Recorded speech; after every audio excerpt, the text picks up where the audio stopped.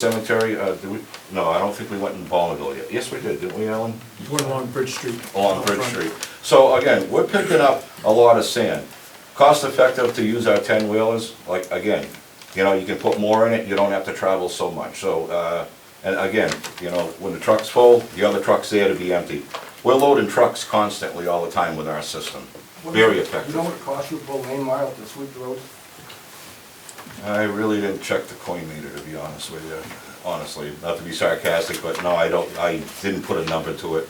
We calculate all our fuel we use, our hours that we put into it and whatnot. I don't have that number with me tonight. I could sit and figure it if you really want that. Mr. Mitchell? Yeah, I got a couple of comments. You know, if you'd like to save some money on sweeping, I would say don't bother sweeping my road. I think we're better off if we leave the dirt in the potholes. That's for number one. And for number two, you know, if there's any issues with the water lines under the road, there are no pipes underneath my road. So you could put that on a list if we have some issues with the water pipes. And at some point, I would even consider just reclaiming that road and having it graded in a few spots. That would be satisfactory, or at least better than what we got. Bob, there's nothing more that I like to do to rebuild Royalston Road. Thank you. I'd love that to be number one on this list, I really would. It's terrible. Okay, are there any more? Yes, sir. I just have, well, through you, Ken, but, Yeah. but in your list, I know it's great with trying to do some of these, especially the dead-end roads and the outlying ones, but it seems like one of our most heavily traveled roads in town is 101, which is right next to Orchard Lane. It's literally like about a 200-foot stretch, and I strongly encourage your participation in getting that on the list, because that's a representation of the town, and it's a throughway. It's right below, it's right there below your wall where your building is. I don't know what the end of it, everybody knows what I'm talking about, right in the corner. It's becoming such a washboard, somebody's gonna get killed there, because your tires come right out. I'm not afraid to say it, I'll say I don't care if the chief's watching, hello, I'm in the left lane going down, because you can't stay in the right lane, you're all over the road. I do. So skip somebody else, or trim something else, but fix that road, because that's a representation of the town coming through, and it's a shitty representation at that. Second thing, in regards to, I said, these aren't my roads, but it's still my town, so they're still my roads, I guess. Otter River Road, you can't do any paving up there to the bridge or anything till you fix the drainage from the bridge all the way down. Because if you go down that road, the water comes up through the road. The dense graded base binder, it's gonna hold it down for a little while, it's just gonna walk right up and the water's gonna come right out of it. We need to be realistic here. The road needs to be reconstructed, not just put some frosting on the top and throw $120,000 away, because it's exactly what you're gonna do on Otter River Road. I know some of the other roads are fine, they just need to be dressed up and whatnot. But Otter River Road should be taken right off that list, and the money, I'd rather see that money on that list you have on that appropriated towards the drainage, and start the drainage before you put good money on top of bad.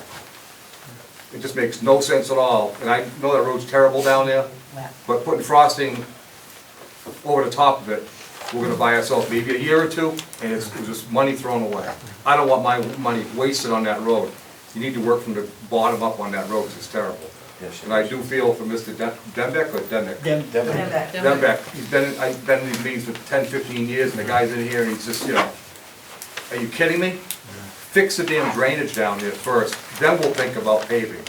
I strongly encourage the selectmen to take that road off the list until we get the drainage done in that neighborhood. With the 200, I know it's probably going to be more, but previously appraised $225,000 drainage, would that resolve the issue there now? That drainage was only from the four corners down to the brook. But that, if I remember right, if I remember correctly, correct me if I'm wrong, Bud, by all means, who was it, Tater and Howard that did the design down there? Correct. Okay, but that was just an estimated industry standard cost, union prevailing wage, out for bid, and so on and so forth. That's The highway department builds roads all around town. Let's not stop now. Let's let them do that down there, because you won't convince me in a million years you can't build a drainage pipe and basin system up from that brook up to Mr. Demick's house. There's no way out. You can't just give it up. Because for $220,000, you can buy a lot of materials and a lot of pipe, and the employees show up every day. They're already on the payroll. we can do that system down there for less, for a hell of a lot less than the $225,000. I don't care if that's 10 years old or not. Yeah, I thought I stated that earlier, that, It really needs to be You done. did state You this. need to bite the bullet and do it. you know, as far as going from the Four Corners up to up to the Route 2 bridges, and to include drainage in here, the reason the Could you, road, could everybody, sorry, just having a little trouble hearing, sorry, go ahead, thank you. one of, I mean, water is the primary reason why roads fail. It's usually due to water. But that section of Otter River Road is so inverted, the water doesn't have a chance to get off to the sides, to the swamps and whatever, you know, where it's intended to go. So, you know, I don't agree with Kurt, even though he's in the business, that it would only last a couple of years. Will we get 15, 20 years out of it, 30 years out of it? Probably not without drainage on it. But the road is so deplorable right now, and if you haven't driven on it, please do. You'll see what it's like to shake your car apart. And take a ride with us in the wintertime, we have to plow that off and try to sand it off and, you know, treat it off. It's terrible. We need to do something with that section of road, in my opinion, now. The trouble is it's deplorable because of the lack of drainage. Well, it's deplorable because the road's been so far out of shape. Like I say, the road's not crowned anymore, it's inverted, it holds the water. Gotcha, so I think we. So by paving it, you can shed the water off, and if we need to put more processed gravel on it to build it up a little bit higher, get a good base underneath it, I mean, a lot of our county roads, our back roads up in Templeton and whatnot are, you know, they have no drainage, they'll never see probably drainage up in those areas, so. It's like painting a rusty car. Right. Do we have any motions regarding this, whether it be to table it or to move forward for now, or When's our next meeting? our next meeting would be, Thursday. No. we could do a Friday, make four this week. No, Okay, sure. I guess it would be not next Monday, but the Monday after, Okay. correct? So that would be the 12th? Right, Jim, yes. I have one question for Mr. Chase. Are the engineered plans only from the Four Corners to any levels, or is it for the whole road? Was Four Corners to the brook. That's all the plans are? That's all it was intended. There was a plan to put a manhole for future expansion from Four Corners up in case that subdivision was to move forward. They were gonna, at one time, there was a subdivision gonna happen between Four Corners and Route 2. And so they had looked at, they wanted to join that system. So that's why the system was designed to the size and capacity that it is, so that it could handle future expansion. Any motions from anyone? Well, I would like to see Bud come back with Yeah. what it would cost us to do that section of 101, like was just discussed. What, if we take off the top coat on some of this stuff, and to do the drainage properly, so, to do that, and doing it ourselves versus having to go out to bid. I mean, if you guys think you're capable of doing it, I mean, you've done great work around town, others, I mean, what you did over at the senior center was fabulous. So if you guys can do that, what can we do it for that, and what about extending the drainage so that it takes care of, I'll work the up whole some thing? numbers. Especially the if you wish. drainage, yeah. And I can look at these, and I can revisit this document, and I can knock off all the top coat on all these roads, so to speak, and go Well, from no, I don't there. know on all, I mean, I think it Well, makes sense the on ones you heavily mentioned. traveled. Julie had mentioned. Yeah, the Yeah. ones, some.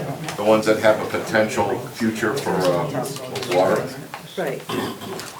So, well, yes, and you haven't asked the question yet, so. Speaking of Otter River Road, I used to travel that a lot. I try to stay off of it.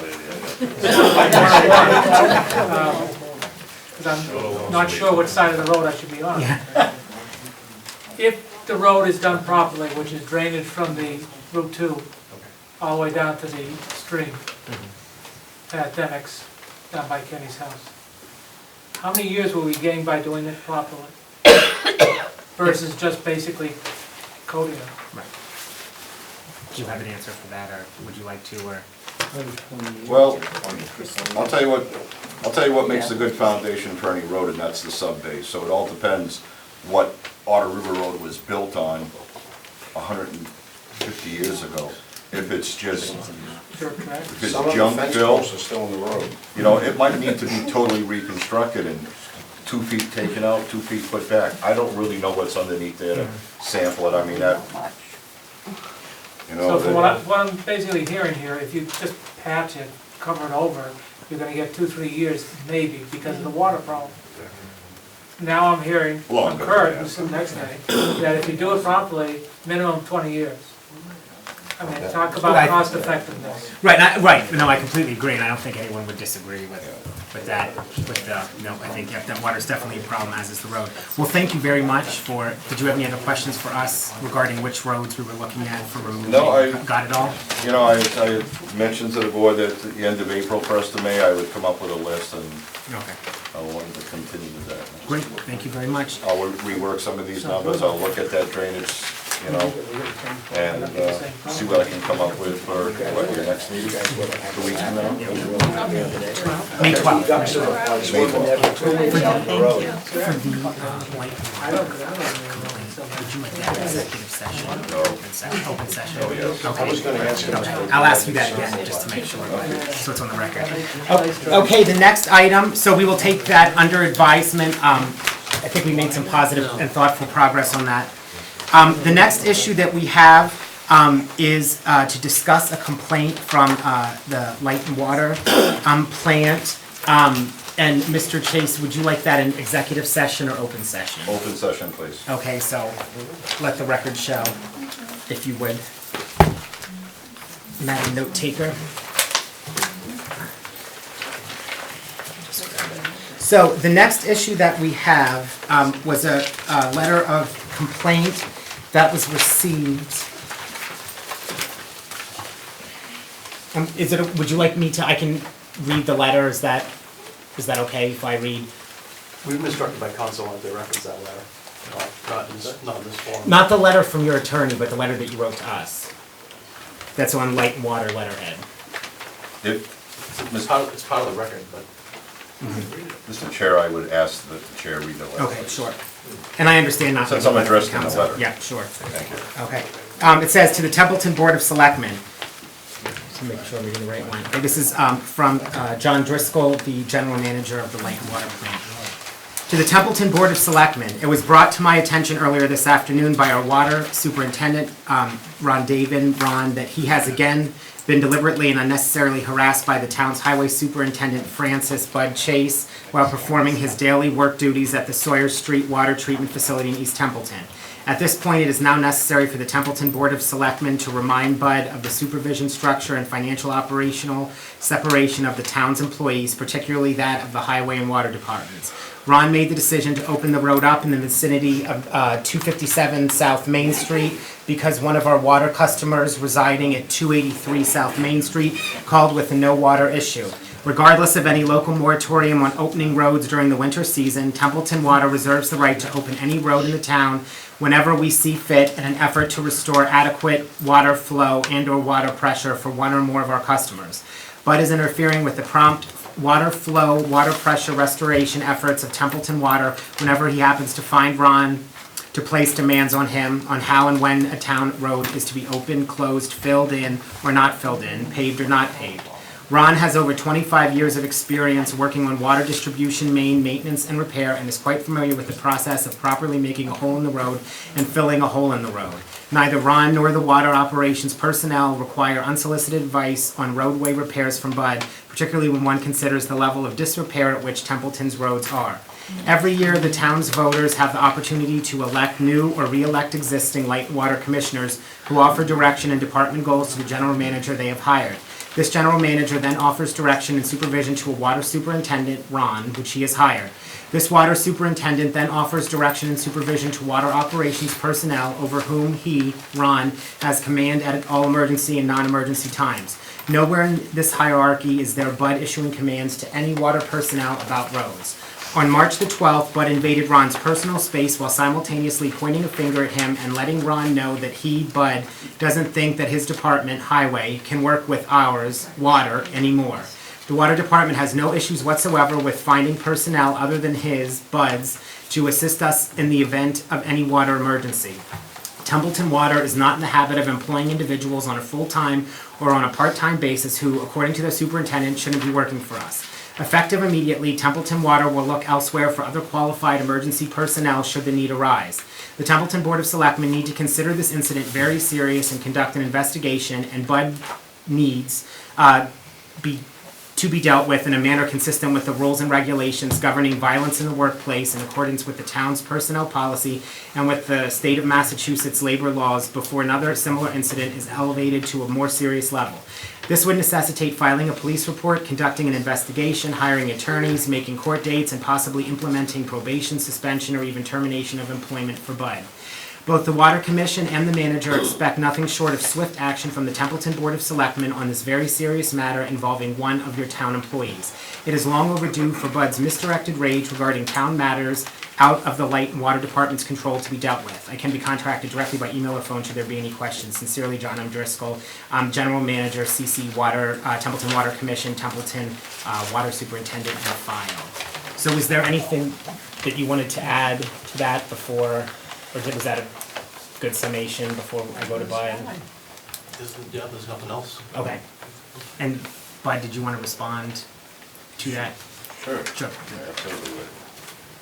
On March 12th, and that's the date he has, I didn't particularly write it down in my book that I talked to Ron, but this was in regards to the South Main Street road job that's going on up there. I was doing snow removal at the time on High Street, Winter Street, when Ron stopped by to tell me that had a frozen water main up there and they've been working on it and whatnot. At no time did I ever give Ron any hassle about having to open the road up to throw out a water main so that the residents can get water up there. At no time have I ever told Ron he can't dig the road up when he's got a water break. Never. Never ever happened. What I have talked to Ron about is compacting the road when he's done and putting the proper material back in the roadways. That hasn't happened. I've also talked to Ron numerous occasions about this road cut permit that the Board of Selectmen, in case you haven't seen it, I brought one. The road cut, this road cut permit is pretty much a boilerplate road opening permit. But yet, Ron has never filed a road cut permit from the time that this was voted several years ago to date with the Highway Department. And I find that to be a little funny in one way, is because Ron Davitt and Jerry Skelton, when Jerry was still manager there, they're the ones that brought this into the town. You can see at the top of it, the only difference, I didn't change anything within the permit other than the name on it. The work permit was put out, drafted in Templeton Light and Water Department. All fees will be paid to the Templeton Light and Water Department. Well, when that draft came to me, I changed it from Templeton Light and Water, since they have no control over the roads, to the Templeton Highway Department. Hence, the policy was adopted by the Board of Selectmen. So all I've asked Ron to do, and this is what the argument has been, argument, discussion, call it what you might, is that, number one, he never fills out a work permit so that I have a record of who cut what where, just so that we have it in our file. I have it for every contractor that enters town and breaks our roads. I have copies of all their applications in my office. At the time when this was instituted, the Water Department asked for leniency on the road cut permit fee of $100 and not to have to put up an escrow amount. In that time frame, the Board of Selectmen agreed that they wouldn't have to pay anything, that as long as they filled out the paperwork. And if it's a water break, it's nighttime or weekends, no problem, bring it in within the next 48 hours when you're caught up with your water break. I have no problem with that, as long as I got a record. So to date, I still haven't gotten one. South Main Street, they had the frozen water main, and they worked on it for several days up there, trying to unthaw it and whatnot. After that was accomplished, the road was filled in, compacted, and then an unsuitable material, not outlined in that work permit what we allow, was placed on top of the road surface. I've got some pictures of it. I know the water department has been good about going up there. They put some millings into it. Well, you can't put millings down in the road in the wintertime because the sun's not hot enough to bake it back together again. So, this was taken today. There's a couple pictures there. This was taken today. I don't know how often they're going up there to police the area. You can see, today it wasn't too bad. It didn't get wet today. It's rippled, it's a washboard. So what's happening is people driving in that travel lane, and I think I got one shot to see that it pretty much takes up the whole entire travel lane. You can't straddle it, it's too wide. So what I observed, parked up there and observed today, that some people completely go in the other travel lane to go around it if there's no cars. And it's a straight shot, Sounds like my. straight, shot so you can see. But other people, when there's a car coming, other people are coming and they're driving along, and as soon as they see it, they start to apply their brakes because it's something different in the road. So their front wheels, they're braking, it's pushing the material, creating the waves. Now, being a long-term motorcycle rider myself, and to the other motorcycles, when they hit some soft material like that, there's a chance they could go down, causing injury or death. So, what I had talked to Ron about when I went down to the wastewater treatment plant, once I learned that he put this material in there, I went down and talked to him and said, why did you put the millings down there? Well, 2 other towns are doing that, Winchendon and Gardner, he said. And I said, well, but that's not what we allow in, Templeton. That's not, we allow cold patch in the winter and hot top in the summer. He indicated because the water main was not properly installed by the contractor some years ago, that they were gonna have to dig it all back up again, actually increase the size of that, and based on the markings I saw on the road today, measured out, it looks like they wanna go from hydrant to hydrant, dig that up and drop the main down some more, another foot or 2. Exactly, I don't know how much, because a work permit hasn't been filed with what he wants to do up there on that project. So I don't know what's going on with the road. I would like to know what's going on with the road. When I went down to the wastewater treatment plant, my foreman, Tim Casey, was with me. We stood outside the building, I talked to Ron about it, and he asked me, he said, well, my machine's broke down, can we use the town's, can you bring your town excavator up there and dig it down? And I said, just let me know, no problem. Now, I want the board to know, and everybody sitting in this room, we have always helped the water department with water breaks when they need extra people. When they had their major water break in Ballinville, we were all there, and to include myself. I drove in, I spoke to John directly, do you need some extra help? I'll come and help you. We've been there to help them with anything they need. We've never refused them. All I'm asking, Ron, is to put these roads back to the way they were when they found them. That's not unpractical. Here's Sawyer Street in East Templeton. We had just rebuilt that road. 2 water breaks happened within that same season. Here's where the water break was. This is the cause of the water break. It's all rippled up on the side of the road. It's a brand new road. I asked Ron and I asked John about, was there a plan to cut that all out and restore it back to new? The answer was no. That's another portion of Sawyer Street. I could have gone around town and taken pictures of a lot of water break. Some of them you've probably already driven over water break projects. Try going to Gardner from Lee's hot dog stand. You gotta straddle that water ditch all the way up to Highland Avenue and Hospital Road. It's terrible. I don't think it's unfair when we rebuild a road that it gets restored. You can't control water breaks. They're gonna happen with an old system. I have no problem with that. It's not their fault. All I'm asking for is restore the road back to the way it should be. South Main Street, Police Department went up there and has been monitoring the road because it's been very bumpy, some potholes. When you're called, they do go up there and fix it, but it doesn't last long. I tried to explain to Ron that Millens was not gonna work on that main road. It's too high speed of a road. Should be 35 miles an hour, but it's higher than that. So, Just to get, if I can, just to the substance of the complaint, just so we're Yes, clear. okay. So you deny acting in an aggressive or unprofessional manner with Ron? that's correct. I did not swear at Ron up there. I didn't swear at Ron.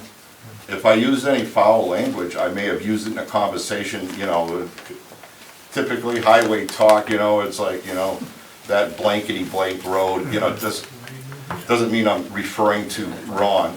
And I'm glad my foreman, Tim, who was with me the entire time, we stood outside the wastewater treatment building.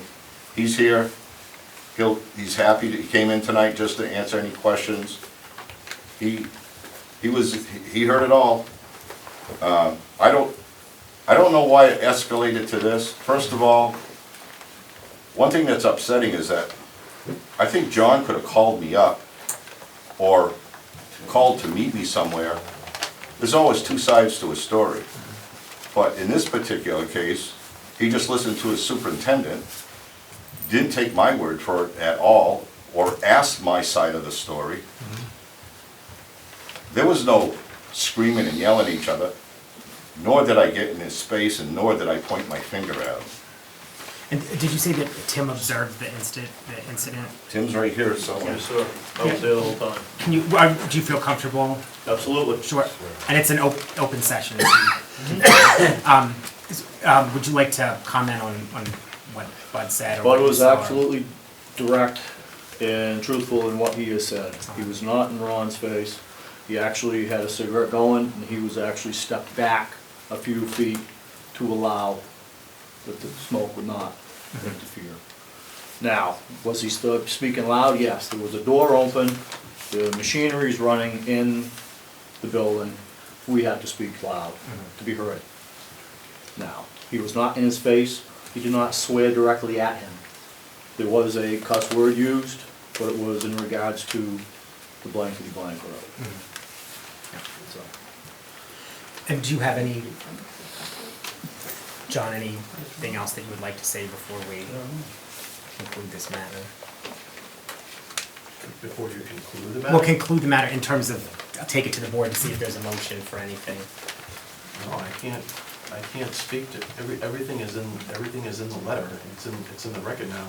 Okay. You know, I mean, I didn't hear anything from anybody for a month. You know, if it was so important to report everything in the letter, just turn over everything in the letter, I waited a month, I had to send another letter to get an answer. If that happened to one of my employees, I would have dropped everything to deal with it, so I don't really understand that. All I can do is, but he doesn't work for me. Right. Ron does, so. Right. All you can do first, when you think something's happened between one of your employees and another employee, is document it. You know that. So I documented it, and here we are. Yeah. That's it. Okay, That's- just wanted to make. There's gonna be his side, and there's gonna be our side. Okay. Like I said, I've been instructed not to go into any detail. Okay. Not in this forum. Okay. So I will, if there's any motion for anything or anything anybody on the board would like to say, now's the opportune time. Yeah. Just for the record, I did speak with Bud shortly after the letter came out. Secondly, called Bud in for a meeting to discuss in detail what was involved in the letter. And he brought Ken with him, and I asked a series of questions. I did place a call to the other party, and left a message, and probably I'll hear back. And if you want to go any further with this, I can sit and talk with, again, both sides, and come back with a report if you want. Although, after I did interview Bud, he said, should I speak in executive session, or should, I speak in open session? And I suggested that he ought to be in executive session, and then after he talked, I said, well, say it in open session. I mean, that's really your side of the story. There's nothing there that I think you understand your concerns, and perhaps we can go forward and discuss with the other party and have them come in and talk in open session. That's what we'd like to see done. Thank you very much. I would just say, I mean, I don't think it's unreasonable to have the water guys, fill out the application. I mean, certainly needs to be no fee transfers. I mean, if you were gonna build, some sort of structure, you'd have to get a building permit from the building department. So, just doing the courtesy so that they have the record of, what's been transpiring with the road. If there is a problem or an injury, at least we have documentation of, why it was done, when it was done, who did it. So, doesn't seem like an unreasonable thing to complete the road cut application. Okay, anything else from anyone? Okay, thank you very much for coming in. Mr. Chairman, I just have one question. Well, I let me cut you off. My only issue is, as this is a personnel matter, Bud's willing to be. Well, this wasn't on the personnel. Oh, this is on a separate issue? This is on a separate. Okay. In this discussion, what I heard, we waived the fee for opening the road. And I think that's showing some kindness on the town's part to do that to the water department. But on the other hand, the water department has not, for the town, ended up saying that we won't charge you the customer fees or reduce rates. It seems inequitable. That's just how I'm viewing it.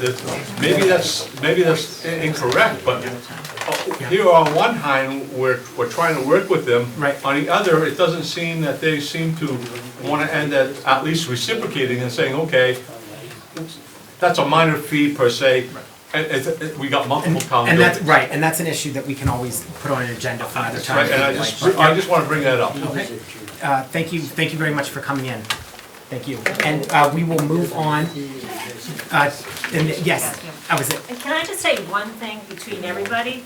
Everybody needs to remember, I don't care what department we are, we all work for and get our checks signed by the town of Templeton. That's right.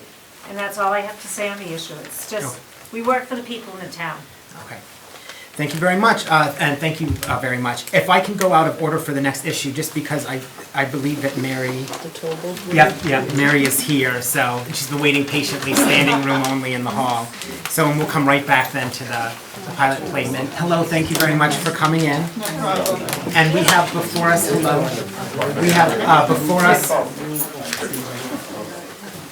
we have before us today a request for the Charlie's Angel team of the Greater Gardner Relay for Life. I believe that you did a volunteer toll booth last year. Yeah. Yeah, so if you would like to present. Let me give my spiel. Sure, okay? go for it. First of all, I'd like to say thank you to the board for allowing me to appear before you, and I am here to answer, hopefully, any questions that you might have. Again, my name is Mary Hasselman. This is my husband, Stanley. We are the co-captains of the Charlie's Angels Relay for Life team that walk on the Greater Gardner Area Relay for Life. Several of our team members actually reside in Baldwinville. Sharon LeBlanc and her daughter Amanda.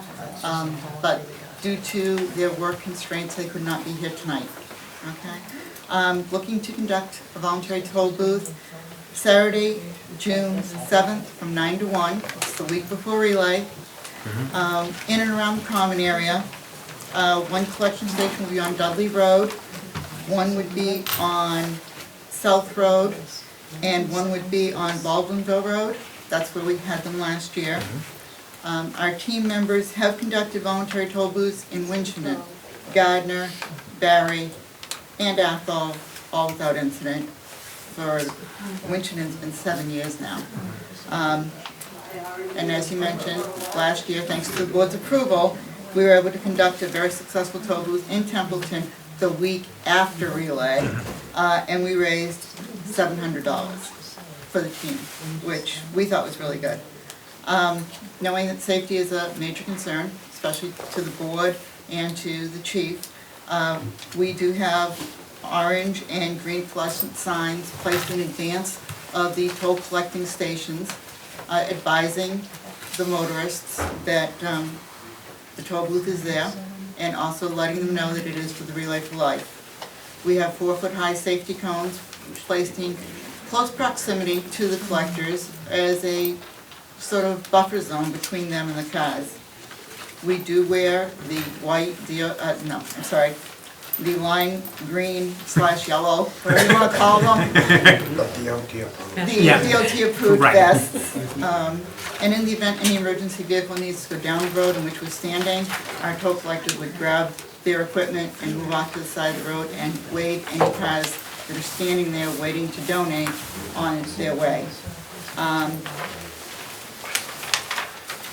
Some people have been asking recently why we fundraise. What does this money actually go for? So it goes for research, obviously.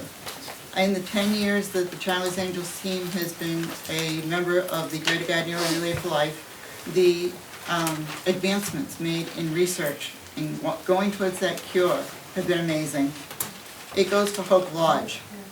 When somebody is going through cancer treatment, they can stay at Hope Lodge facilities without having to pay. It's for them and their caregivers, their families. There's a program called Road to Recovery, where the American Cancer Society matches people up and a volunteer will give a cancer patient a ride to and from treatment.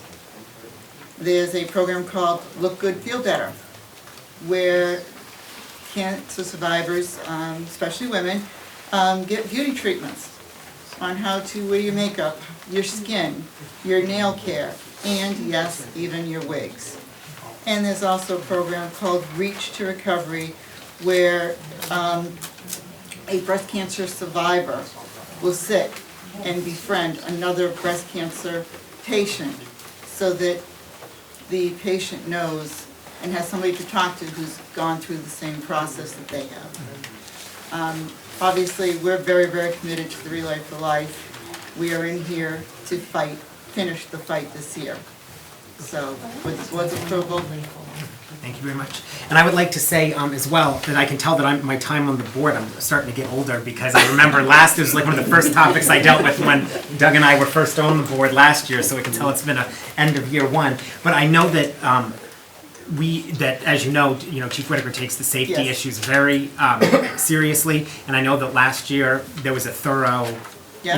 I think you even came back, right? Yeah. With the two We trips, had, yeah. it was two trips, Yeah, yes. and last year went off, was successful and Very without a successful, problem, and I know yes. that Chief Whitaker, had approved all of the safety Yeah. measures that were taken, including the color of the vests, so, which are not orange, but that, I think we have a Right. bathroom that color, but, that lime green, yellow color, but, so thank you very much for the work that you do, and I personally fully support, doing the volunteer toll booth. And we do again. have our signed liability agreements. Oh, great, In that's, hand. what kind of lawyer am I? I didn't even ask that yet.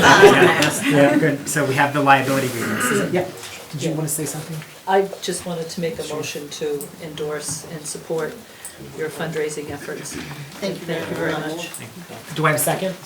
Second. Thank you. If there's any other discussion, Julie, Yes. Doug, Yes. Diane, and I'll vote yes. Thank you Thank very you much very, for very coming in, much. thank you.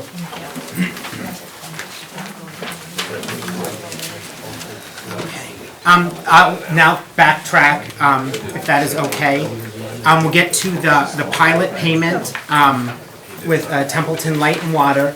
I had requested, I don't think that we have anything for this. So, we had, every year, as you know, and this has been an issue that has, actually, here I have it, sorry, I should have grabbed this up first.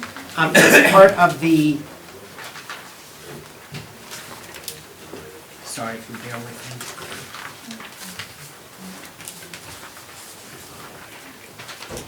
me. It is, there it is, number 13 on the, from the Department of Revenue's suggestions for the town of Templeton. It's number 13, to adopt a formal pilot agreement with Municipal Light and Water Plant. And the recommendation was that we recommend that selectmen negotiate a multi-year formula-based payment in lieu of taxes pilot agreement with Templeton Municipal Light and Water Plant. Payment of such pilot payment is voluntary.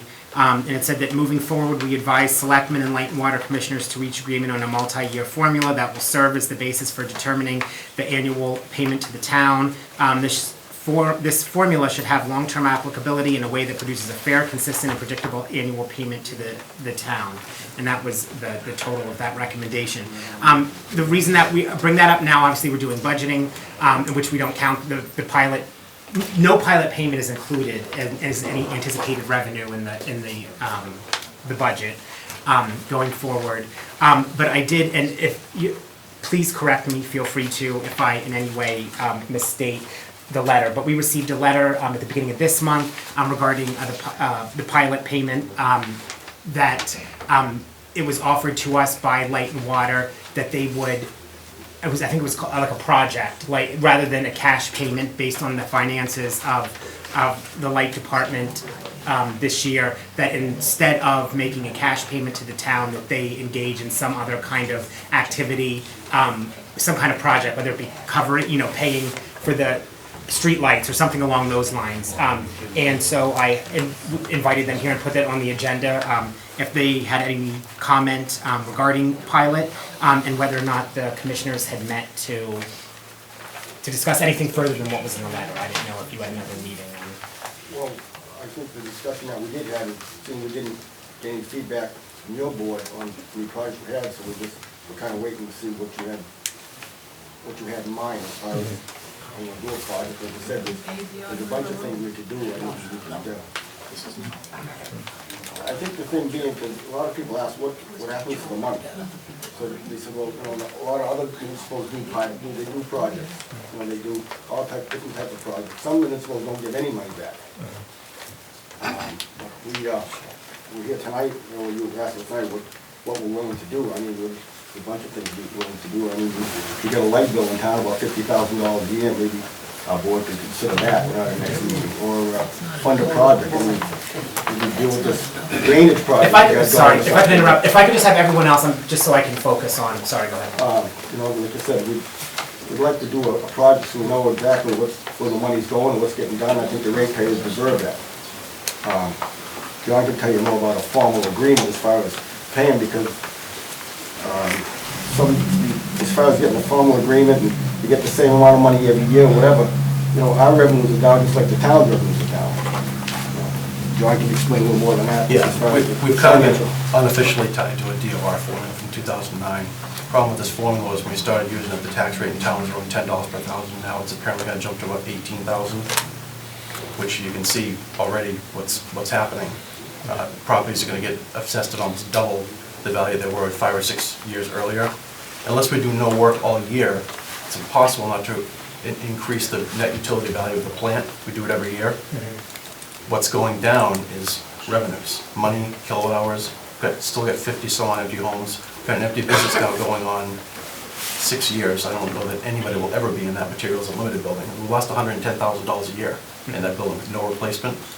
So we're looking for a way to shift away from that formula because we're under no mandate to use it. It's a guideline that we borrowed from Marblehead, to be honest with you. That was a program they were using for several years. So all it does is establish a range, but the reality of it is we're trying to close the books for 2013, and we don't, like I said in the letter, we're looking at somewhere in the maybe $40,000 range for what you call surplus funds. We call it net income, whatever you want to call it. So that's not really enough money to make a worthwhile payment anyway. I mean, I've looked back in prior years. I mean, even in 1991, we were given $75,000. We've given about almost $2.4 million. If you average it out for 25 years, it's about $93,000 a year. So most of that has been on a kind of an ad hoc basis. I look at the revenues coming in, and we had to raise electric rates 4% in January. That wasn't a fun thing to do at all. I feel like we did enough appropriate steps to at least justify it before we did it. So that's one good thing. But I'm of the same opinion of my board. And instead of agreeing on a lump sum of money every year just to reduce the tax rate, it would be nice if, when people ask us, our ratepayers, some of our bigger commercial ratepayers ask us, why are you paying a pound to the town? The story I always hear from them, it feels like a hidden tax, all that. I just listen. That's, I don't comment. It'd be easier if we could say, this year we gave X dollars to the town and they spent it on project X, or project Y, whatever it is, that's all. So I think it's a good idea. Obviously, I mean, there's been no tax revenue since November, am I wrong, or? Well, I mean, Right, so you've had to short-term borrow, so things are grim. And something that I just want to point out to lay the foundation work for this discussion, because obviously this isn't something, because and it would have to go back to the commissioners, and they would have to meet the light and water commissioners and discuss the issue.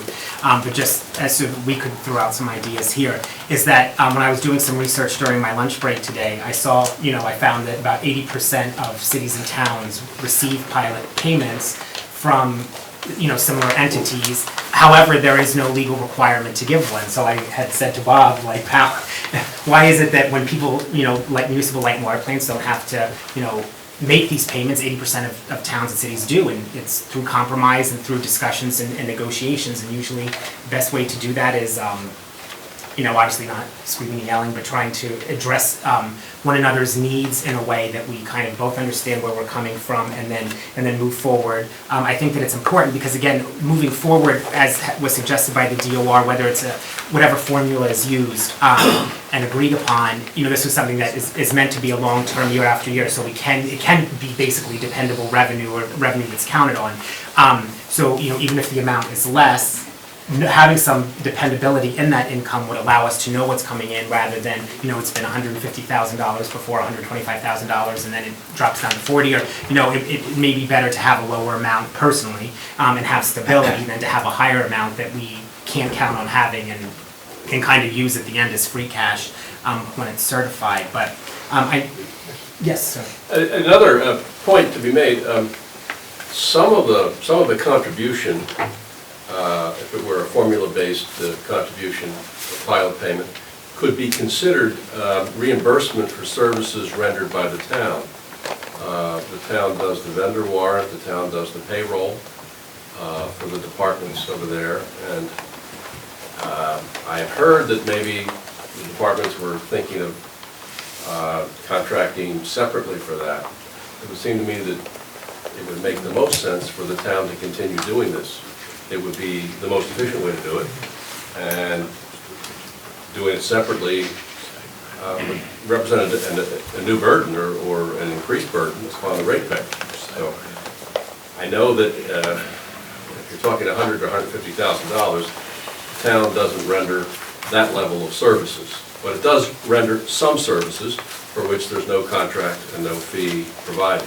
And so one way to justify a regular contribution would be that it would be considered reimbursement for some of the services that are rendered.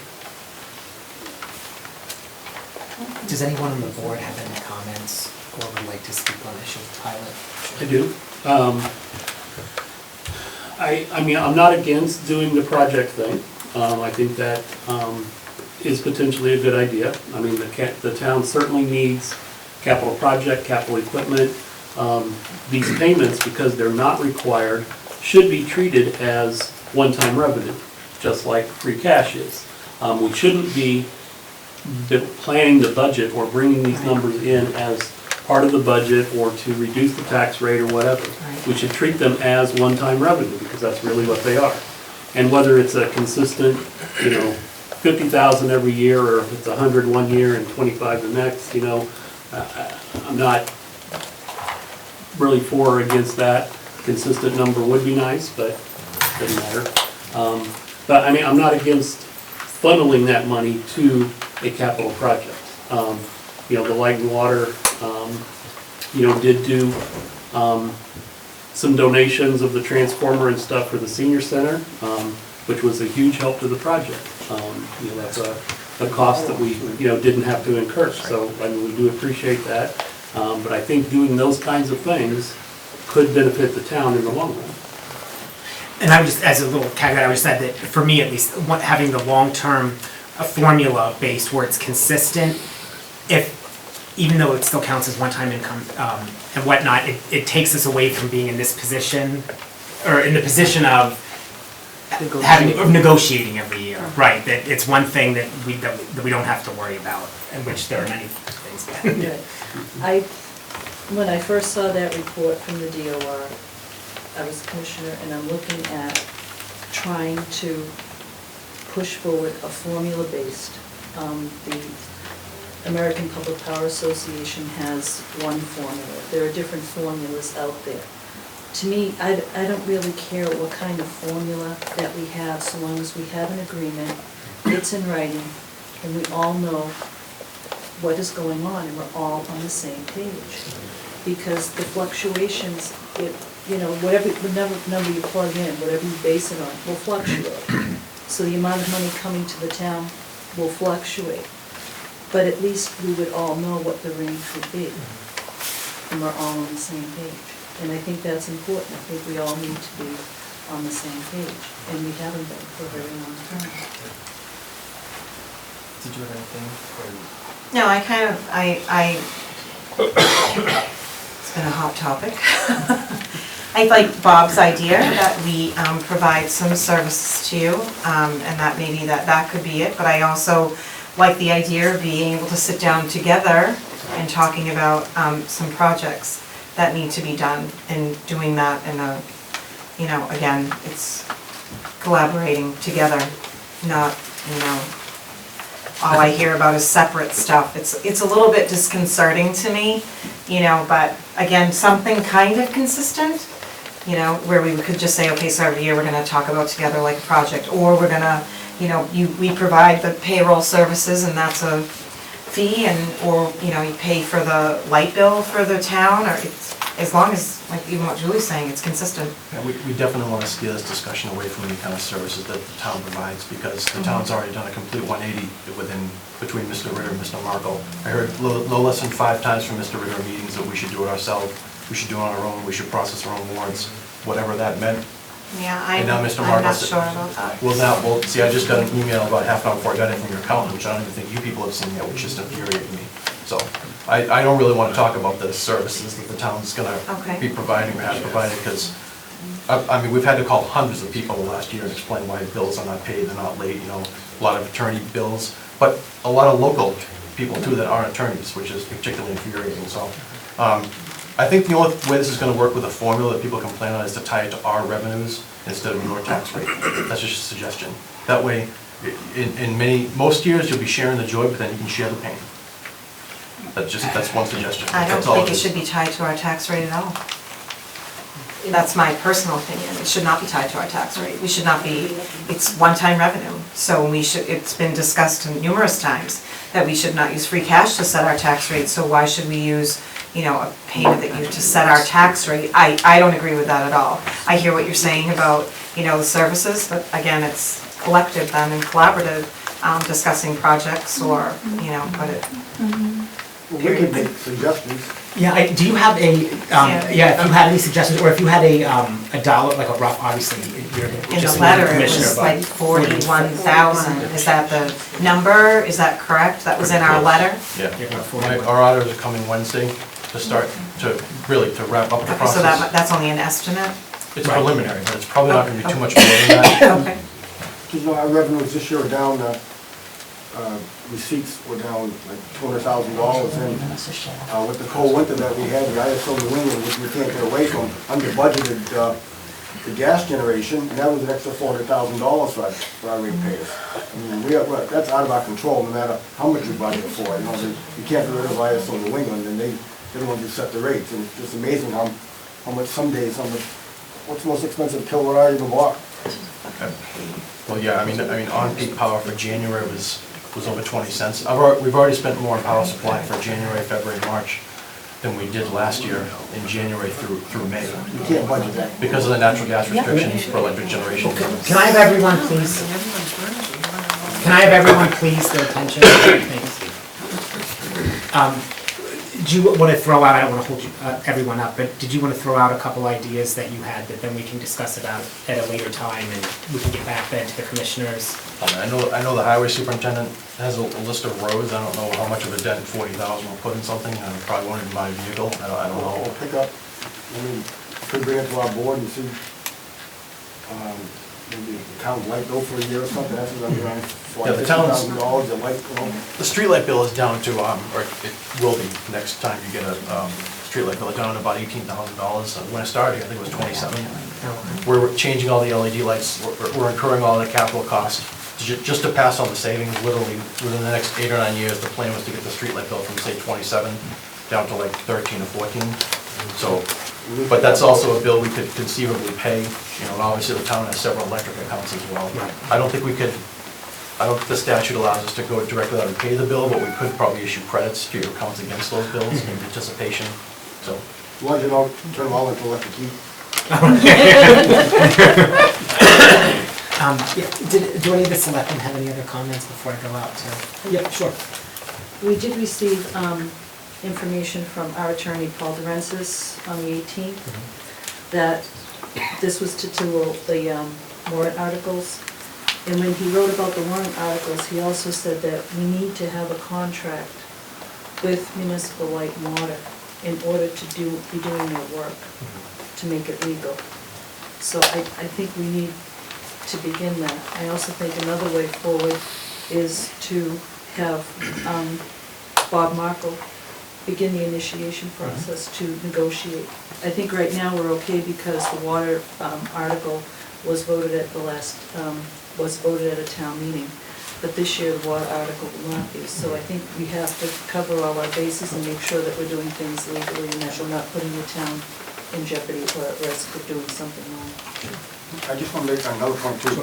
I've heard some people ask me why the municipal buildings don't get a special rate in their water bills. Well, our income comes from our water users. There's only, the whole town isn't water users.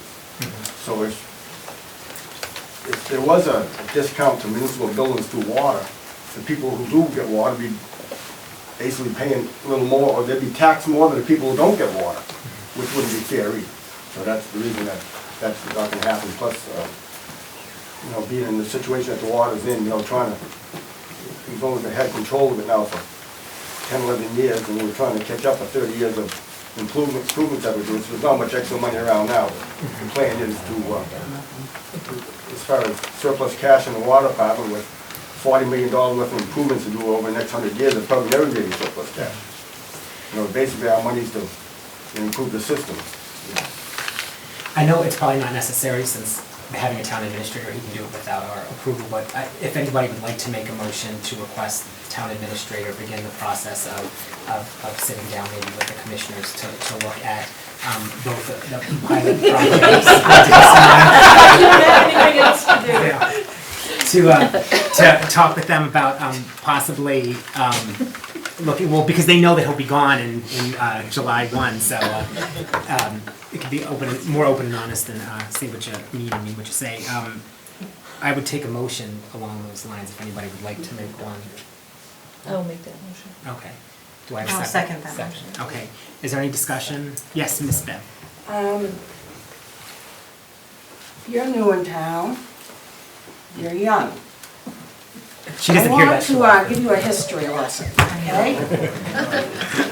1976 Municipal Light Board report. The department contributed to the town $45,000 in lieu of taxes during 1976. This was $15,000 over the 1975 contribution. We used to have the light commissioner stand up in town meeting